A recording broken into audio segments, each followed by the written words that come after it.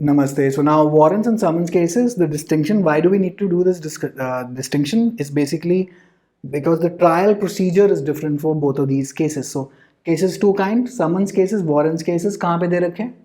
Mr. X is coming for a warrant for you, 2X, and summons फिर Mr. W ले आएंगे, W से W, ऐसे आप लिखेंगे summons case. Okay?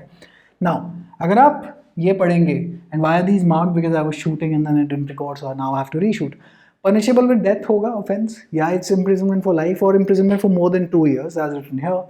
Then we are looking at a warrants case. If it is not a warrants case, then we're looking at a summons case. Now these things are given in the Baer Act, but why you will say, अरे आप ये पढ़ाई क्यों रही तू Baer Act में? These are all prelims के questions. Alright? तो ऐसी 4 option दे देगा and then all of the above दे देगा. So you need to know what to mark. And in a summons case मान लेते हैं, what is the summons case, defines the summons case, whatever the MCQ is. नीचे 4 option में से एक option ही है, not a warrants case.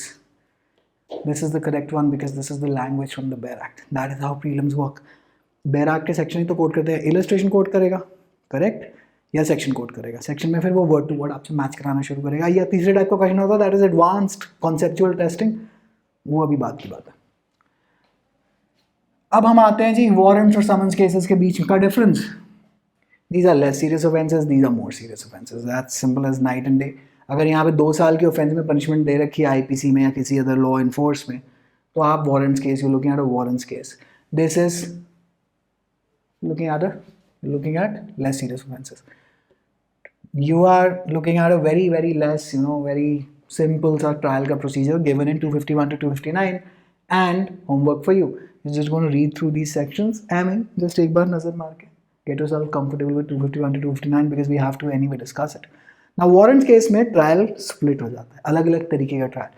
One is a sessions triable warrants case. That is, what is a sessions? अभी आते हैं criminal court की jurisdiction में.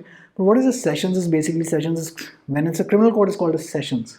तो अगर आप देखेंगे sessions and district judge, what does that mean? Sessions मतलब criminal matter की भी jurisdiction उसकी है. वो criminal, जब वो criminal matter सुनेगा तो sessions judge है, civil matter सुनेगा तो district judge. All right.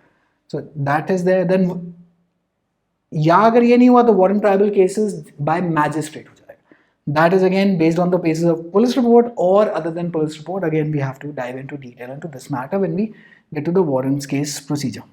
Okay. Summons case can be withdrawn. This is a very frequent MCQ. क्या समन्स केस विथड्रॉ किया जा सकता है? Yes, no, may be on courts consent. Yes, it's a definite yes by the complainant under 257. तो 251 to 259 एक बार पढ़ लेंगे तो 257 दिखाई दे जाएगा. Can you withdraw a warrant?